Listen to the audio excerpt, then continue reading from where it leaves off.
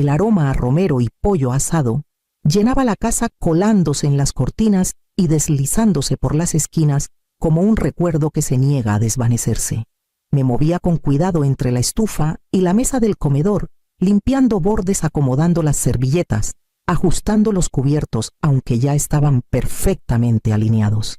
Emiliano siempre decía que me esmeraba demasiado, pero nunca se quejaba al ver la mesa puesta. Solo sonreía, me abrazaba por la cintura y decía: ¿te volviste a pasar, Isa? Lo último que puse fueron los panecillos, los favoritos de Emiliano, untados con mantequilla derretida y una pizca de sal de mar, y di un paso atrás para contemplar la escena. 3 lugares. Uno para mí, uno para Adrián, uno para Marisol. Las velas titilaban suavemente, proyectando halos cálidos sobre los platos. Parecía una postal, parecía amor. Mi celular estaba en la encimera en silencio desde hacía horas. Caminé hacia él para revisarlo otra vez, como lo había hecho cada 15 minutos desde el mediodía. Nada. Me limpié las manos con el trapo de cocina, me senté un momento y volví a levantarme. El vino. Tal vez una copa calentaría un poco el ambiente. Tomé la botella que Emiliano y yo compartíamos en esas noches tranquilas cuando Adrián era pequeño y dormía arriba. Mientras giraba el corcho, un zumbido vibró en la encimera de mármol. Agarré el celular. Un mensaje. Mi corazón dio un salto antes de que siquiera lo leyera. Lo siento, vamos a casa de la mamá de Marisol. Quizás el próximo año. Sin puntos. Sin feliz día de la familia. Solo eso. Miré la pantalla releyendo hasta que las palabras perdieron forma. El corcho se rompió en mi mano. Ni siquiera serví el vino. Dejé la botella en la encimera apoyándome con la otra mano. Sentí el pecho apretado, no de enojo, sino de algo más pesado. Algo que ya conocía. Regresé a la mesa, ahora demasiado brillante, demasiado silenciosa. Me senté, crucé las manos en mi regazo y miré las 2 sillas vacías. La de enfrente, la que habría sido de mi esposo, me miraba como un fantasma. El pollo se enfrió. Los panecillos se endurecieron. Las velas se consumieron. Me quedé sentada porque levantarme significaba aceptar que nadie vendría. Cuando por fin me puse de pie, el silencio me siguió por el pasillo. Di un bocado al pollo y aparté el plato. La carne estaba seca, la piel arrugada y pálida. Todo lo que había preparado con tanto cariño ahora estaba intacto como una ofrenda para nadie. Las velas titilaban más bajo. Observé cómo la cera goteaba por los candelabros de latón, acumulándose en silencio constante e inevitable. Pensé en llamar a Adrián, solo para escuchar su voz, para fingir por un momento que no había enviado ese mensaje con la misma calidez con la que alguien cancela una cita con el dentista. Pero no lo hice. Ya sabía el silencio que vendría si lo intentaba. En cambio me quedé en el comedor a oscuras y dejé que el silencio creciera. Mi mente vagó hacia atrás, como siempre hacía cuando el presente se volvía demasiado afilado para soportarlo. Me vi a los 23 parada frente a la oficina de registro con un formulario de baja en una mano y un ultrasonido en la otra. Emiliano acababa de empezar el turno nocturno en la fábrica. No podíamos pagar la universidad y los pañales, así que dejé un sueño para entrar en otro. Hubo noches en que trabajé dobles en el hospital y llegaba a casa para encontrar a Adrián dormido en el sofá con Emiliano cabeceando en la silla a su lado. Hubo inviernos en que usé el mismo abrigo 3 años para que él tuviera botas nuevas. Dejé de comer, vendí joyas, incluso pedí prestado dinero que nunca le confesé a Emiliano todo para mantener al niño que amaba abrigado, alimentado y seguro. Y ahora ni siquiera podía recibir una llamada. No recuerdo haberme levantado de la mesa. Solo que terminé caminando hacia el estudio con los brazos cruzados sobre el pecho, conteniendo algo que aún no podía nombrar. Algo profundo y cambiante. La luz en el viejo estudio de Emiliano era suave, casi dorada. No se había tocado desde el funeral. Los libros seguían apoyados unos contra otros como viejos amigos y el aroma de su loción aún impregnaba los muebles. Entré.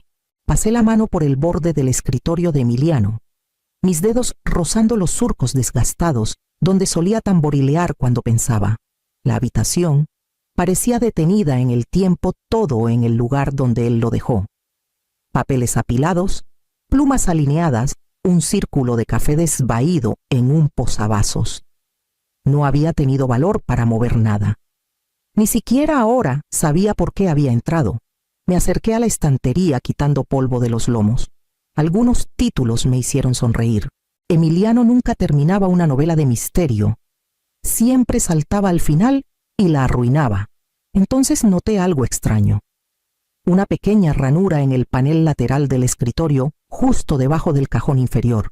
No se veía a menos que la luz diera en el ángulo correcto. Me agaché, pasé los dedos por el borde y presioné. Un leve clic. Un cajón oculto se abrió. Dentro había un solo sobre, grueso, color crema. Mi nombre escrito con la letra de Emiliano. Ábrelo solo si estás sola. Lo miré, el pulso acelerándose. Mi pulgar recorrió el borde antes de abrirlo. Dentro había una carta doblada sobre una llave de latón. Mi querida Isa, si estás leyendo esto significa que ya no estoy. Lamento que estés sola esta noche. No podía dejar este mundo sin darte un lugar donde descansar, no solo dormir, sino descansar de verdad. Hay una casa de campo en Valle de Bravo. Está a tu nombre, solo tuyo. La compré hace años y creé un fideicomiso privado para protegerla. Nadie, ni siquiera Adrián, puede tocarla. Tú has dado tu vida entera por los demás. Esto es para ti. Por las mañanas que madrugaste, las noches que te quedaste sin nada, los años que nunca te quejaste. La llave es tuya. La casa es tuya. Úsala cuando estés lista. Siempre tuyo, Emiliano. Me senté en el suelo, la carta temblando en mis manos. La llave se sentía cálida en mi palma. No sabía si llorar o gritar. En cambio me levanté lentamente y caminé hacia la puerta principal. No dormí esa noche. La carta descansaba en mi mesita de noche doblada, pero imborrable. La leí otra vez después de las 2 y una vez más, cuando el sol comenzó a asomarse tras las cortinas. Cada vez la voz de Emiliano resonaba un poco más clara. Por la mañana tomé una decisión. Empaqué una bolsa ligera, nada pesado. Solo algo de ropa, mi diario y la foto de Emiliano con su chamarra de pana sonriendo, como si siempre supiera algo que yo no. La llave fue al bolsillo delantero de mi abrigo. El viaje a Valle de Bravo tomó poco más de 2 horas. Al pasar la última gasolinera, el paisaje se abrió, colinas ondulantes cubiertas de nieves, cercas que se perdían en el blanco. Mis manos apretaron el volante cuando el GPS anunció el último giro. Al final de un camino de grava estaba una casa de campo de 2 pisos pintada de blanco, con la pintura desgastada y contraventanas verdes. Un porche rodeaba la entrada como si esperara abrazar a alguien. Estacioné despacio y apagué el motor, el silencio envolviéndome como un abrigo grueso. Subí los escalones con la llave apretada en la mano. La cerradura cedió fácilmente. Cuando la puerta crujió al abrirse, una calidez me recibió, no solo calor, sino algo más profundo. Algo como seguridad. Adentro el espacio era sencillo pero lleno.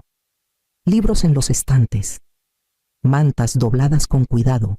Un pequeño fuego ya crepitaba en la chimenea, como si Emiliano lo hubiera encendido esa mañana. Y en la encimera de la cocina, bajo un frasco de mermelada de manzana, había una nota doblada. Bienvenida a casa, decía. Sabía que encontrarías el camino.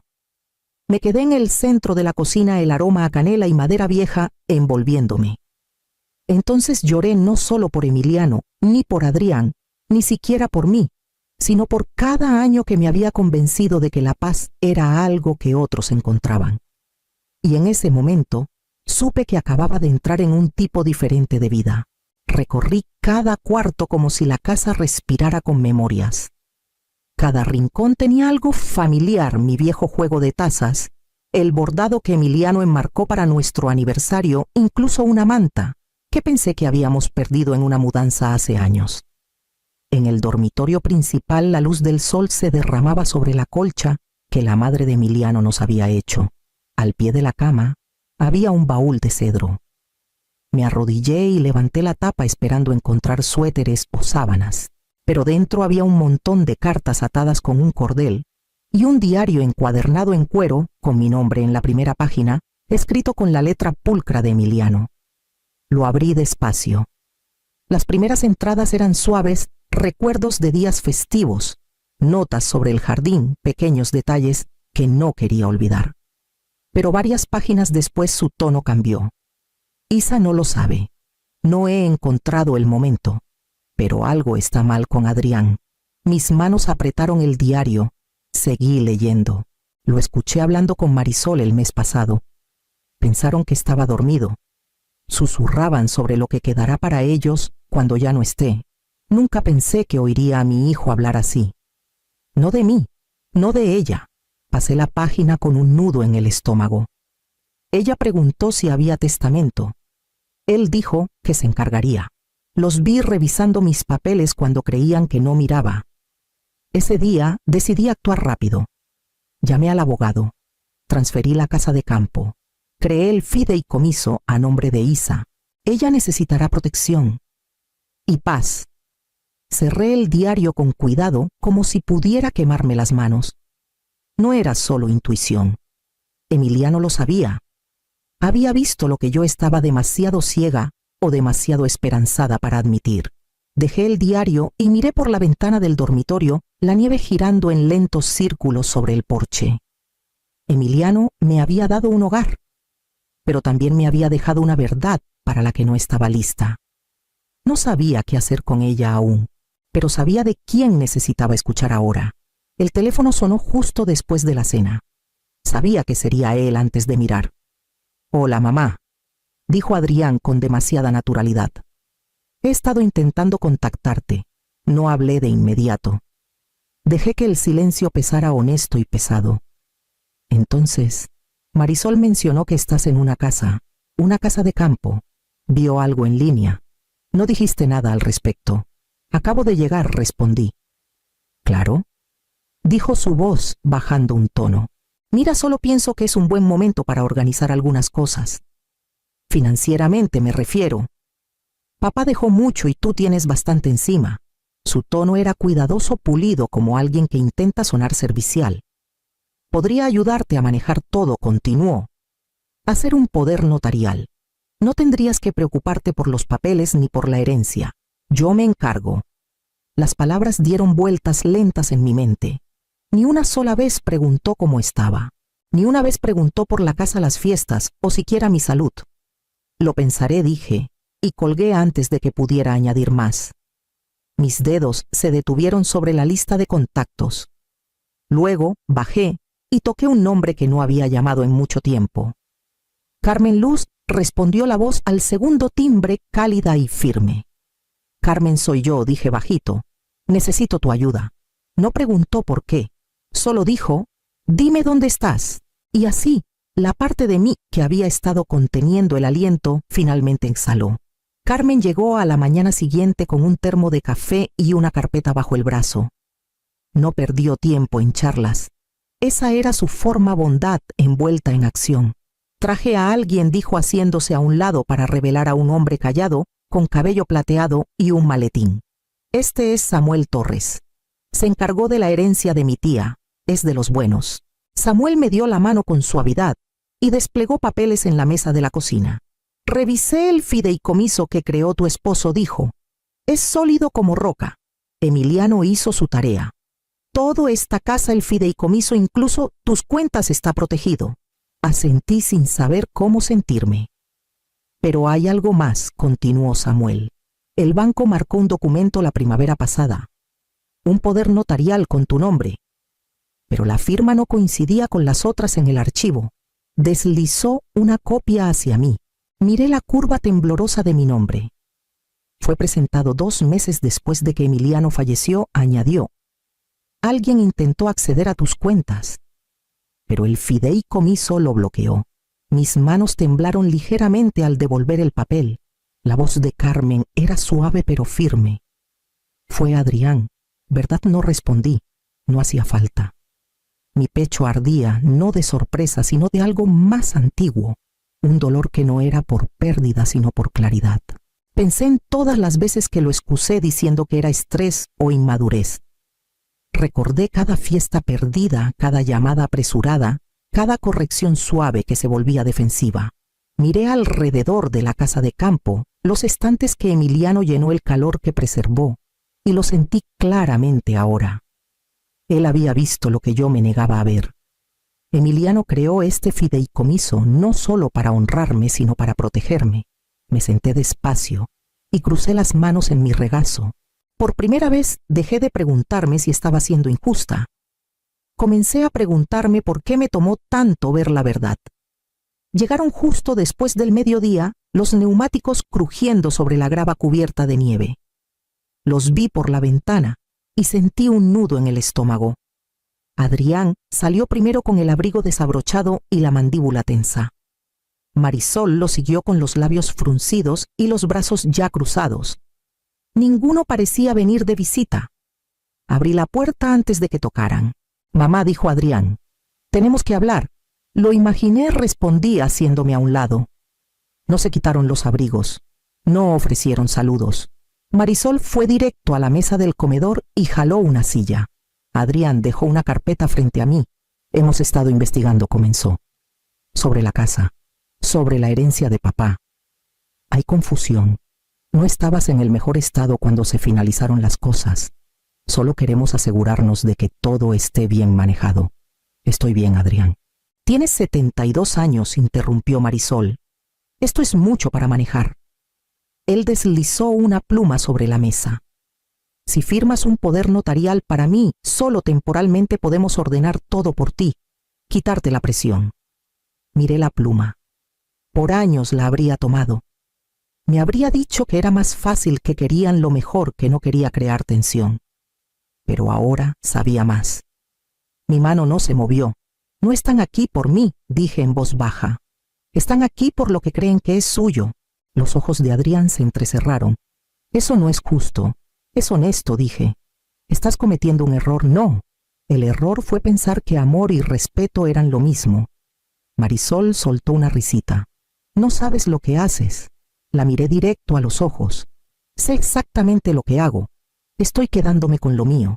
Se fueron sin decir más, la puerta azotándose tras ellos. Me quedé ahí un momento, el silencio otra vez fuerte, pero esta vez se sentía diferente. Me alejé de la ventana y comencé a encender las velas que Emiliano había dejado en la repisa. Después de que se fueron, bloqueé sus números. No por enojo, sino porque sabía que seguiría revisando. Esperaría una disculpa que no llegaría. Así que corté el hilo antes de que pudiera atarlo de nuevo a mi cuello. El día siguiente pasó en calma. El siguiente aún más tranquilo. Sin mensajes, sin explicaciones, sin líneas ensayadas de culpa o encanto. Y aún así me sentía más ligera. Esa noche encendí una vela y la puse en la ventana de la cocina junto a la foto de Emiliano. Una por él y una por mí. Por la mujer que fui y la que finalmente estaba siendo. Carmen pasó con un pan envuelto en una servilleta limpia. «Todavía está caliente», dijo entregándomelo. No hizo preguntas. Solo se sentó conmigo mientras lo cortaba las dos, comiendo en un silencio cómodo. Esa tarde salí a revisar el buzón. La vecina de la calle me saludó al pasar con su nieto de la mano. El niño gritó algo sobre ángeles de nieve y me dio un pulgar arriba con sus guantes. Sonreí. No una sonrisa forzada o ensayada, sino una que venía de un lugar verdadero. La casa se sentía más llena ahora, no porque algo hubiera cambiado, sino porque yo había dejado de encogerme dentro de ella. Esa noche me envolví en la manta tejida que Emiliano amaba y me senté cerca del fuego. No necesitaba el teléfono, no necesitaba el ruido, solo necesitaba esta habitación, este respiro, este silencio que finalmente sentía mío. Pasaron 2 semanas. La nieve afuera se acumuló suave contra los postes y las ramas. Barrí el porche temprano esa mañana y traje las sillas plegables del cobertizo. Horneé un pay de pera nada sofisticado y puse platos desparejados que encontré en el armario. La mesa no era perfecta, pero era suficiente. Carmen llegó primero con los brazos llenos de recipientes y su voz ya metida en una historia. Luego vinieron los vecinos de la casa amarilla Sara y Jeremías, trayendo un jamón que llenó la cocina de olor a diciembre. Incluso llegó la chica de la panadería. Mariana, con harina aún en las mangas y una sonrisa torcida, trajo pan caliente envuelto en una bufanda y se disculpó por llegar tarde aunque no lo estaba. Nadie preguntó por Adrián. Nadie esquivó el silencio que él dejó. Solo lo llenaron con risas, preguntas sobre recetas y el suave tintineo de tenedores contra cerámica. Pasamos la comida como si lo hubiéramos hecho 100 veces. La luz se reflejaba en los vasos, el fuego crepitaba y alguien puso música baja. Y cuando levanté la vista de mi plato, me di cuenta de que nadie fingía estar en otro lugar. Estaban aquí. No me sentía invisible. No me sentía responsable de la alegría de nadie más que la mía. Cuando todos terminaron y las sillas se empujaron hacia atrás, en una suave satisfacción salí. El cielo se extendía en un azul profundo, las estrellas esparcidas como semillas. Sostuve la carta de Emiliano en ambas manos. El papel se había suavizado en los dobleces de tantas veces que la leí. Lo sabía, susurré. Viste todo venir. Pero lo que tal vez no vio, lo que ni siquiera yo podía imaginar era esto. Este porche, esta mesa, esta paz silenciosa que no se ganó con obediencia, sino con finalmente soltar. El viento pasó suavemente entre los árboles, mientras estaba ahí mi aliento elevándose en la oscuridad. Y detrás de mí, por la ventana, la luz cálida se derramaba sobre la nieve.